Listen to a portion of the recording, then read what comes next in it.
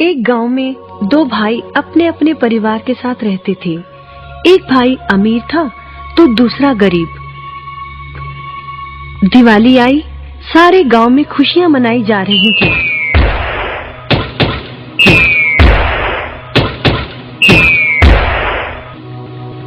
परंतु छोटे भाई के पास तो खाने लायक भी कुछ नहीं था। वह बड़े भाई के पास मदद मांगने गया। बड़े भाई ने दुत्कार कर बैरंग वापस भेज दिया। बेचारा उदास लौट रहा था कि रास्ते में एक बूढ़ा दिखाई दिया। बूढ़े के पास लकड़ियों का एक बड़ा सा गट्ठर था। बूढ़े ने उससे पूछा, क्या बात है बेटे, बहुत उदास हो? दिवाली पर तो खुश होना चाहिए। काहे की दिवाली ताऊ, मेरे भाई ने भी मेरी मदद नहीं की।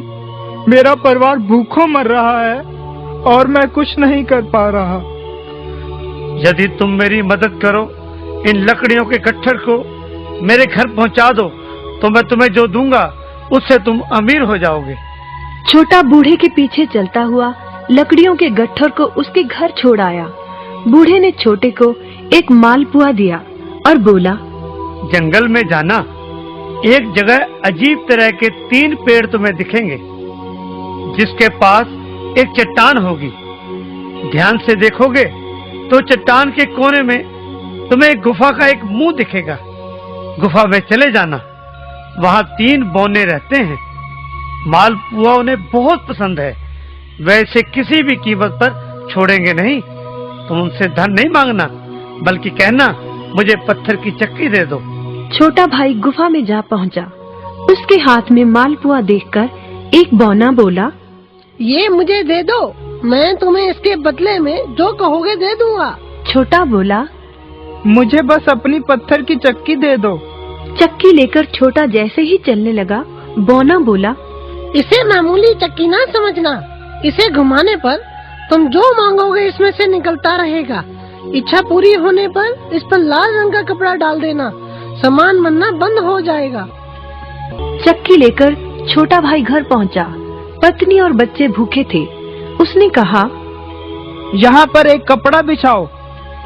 कपड़ा बिछाकर चक्की उसके ऊपर एक किनारे रखकर छोटे ने चक्की चलाई और बोला, चक्की चक्की चावल निकाल।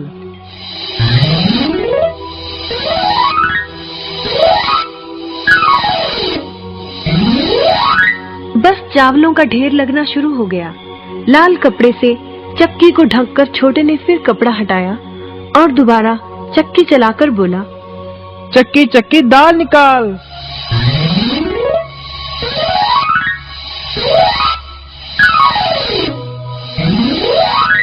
ढेरों दाल निकलती रही। थोड़ी देर बाद छोटे ने चक्की को ढक दिया। दाल चावल बनाकर सबने अपना पेट भरा। रात सबने चैन की नींद ली। बचे हुए ढेरों चावल और दाल को लादकर छोटा अगले दिन बाजार में बेच आया। वापस आकर उसने फिर वही क्रम अपनाया और इस बार ढेरों गेहूं, चावल, भिन्न भिन्न दालें चक्की की मदद से निकाली और बेचकर ढेरों पैसे कमा आया। दिनों में ही वह अपने भाई से भी ज्यादा अमीर हो गया। चक्की की मदद से कभी घी, कभी तेल, कभी नमक, कभी मसाले, कभी बादाम, कपास, जो चाहे उसे प्राप्त होता रहता था। बड़ा भाई उसकी खुशहाली से जलने लगा। उसने सोचा, चंद दिनों पहले तो ये भूखों मर रहा था, अब इसके हाथ क्या लगा जो ये मुझसे भी ज्यादा धनी हो गया है। एक रात चुपचाप वह छोटे के घर में छुप गया। सारा भेद उसके आगे खुल गया। अगले दिन जब छोटा बाजार सामान बेचने गया था, तो बड़ा भाई छोटे के घर पहुंचा और उसके घर से चक्की चुरा कर ले आया और अपने परिवार को लेकर दूर कहीं टापू में जाकर बसने के इरादे से घर से चल पड़ा। समुद्र किनारे पहुंचकर उसने एक नाव खरीदी। सभी उसमें बैठ गए और नाव में बैठकर टापू की ओर चल दिए। उसकी पत्नी हैरान थी कि एक बेकार सी चक्की लेकर उसका पति सारा घर बाहर छोड़कर हम सबको लेकर कहाँ जा रहा है। बड़े भाई ने पत्नी की जिज्ञासा शांत करने के लिए चक्की को घुमाया और बोला, चक्की चक्की नमक निकाल।